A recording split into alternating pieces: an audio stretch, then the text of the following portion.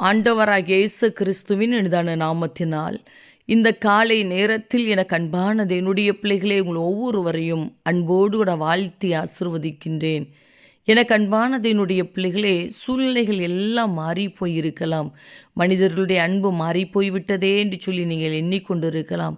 எவ்வளோ நேசித்தேனே, ஆனாலும் கூட நேசித்தவர்களுடைய அன்பு மாறி போய்விட்டதே. எவ்வளவோ அன்பு காட்டினார்களே, இன்றைக்கு அவருடைய வார்த்தைகள் மாறி போய்விட்டதே என்று சொல்லி உங்களுடைய இருதயத்தில் ஏதோ ஒரு தாக்குதல் இருந்து கொண்டிருக்கலாம். ஆனால் அன்பு சகோதரனே, அன்பு சகோதரியே, மனிதர்கள் மாறலாம், சூழ்நிலைகள் மாறலாம், நேசித்தவர்களுடைய இருதயம் கூட மாறி போகலாம். ஆனால் இயேசு கிறிஸ்து நேற்றும் இன்றும் என்றும் மாறாதவராய் இருக்கிறார். மாறாதவராய் இருந்து நிச்சயமாய் அவர் உங்களை ஆசீர்வதிப்பார். அவர் உங்களை நடத்தி செல்வார். அவர் உங்களுடைய தலையை உயர பண்ணுவார்.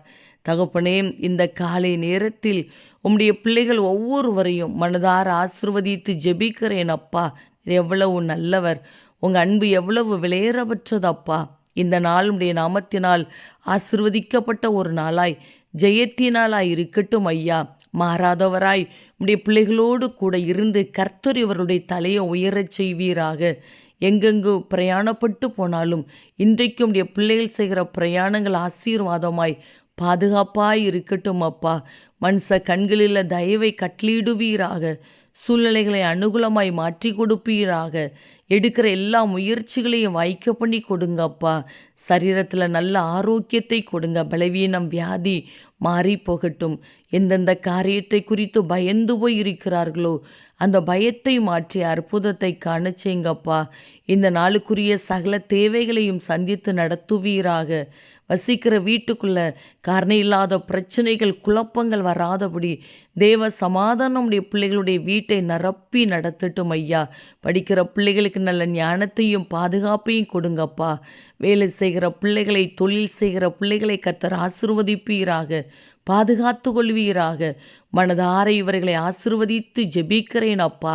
உடைய பிள்ளைகளுடைய வாழ்க்கைக்கு விரோதமாயிருக்கிற தீமையான காரியங்கள், தீங்கான காரியங்கள் இன்றைக்கு அப்புறப்படுத்தப்பட்டு போகட்டும். அப்படியே இந்த நாளை உடைய பிள்ளைகளுக்கு ஆசீர்வாதமாய் மாற்றி கொடுக்கிறீர். அதற்காக உமக்கு கோடி ஸ்தோத்திரம்.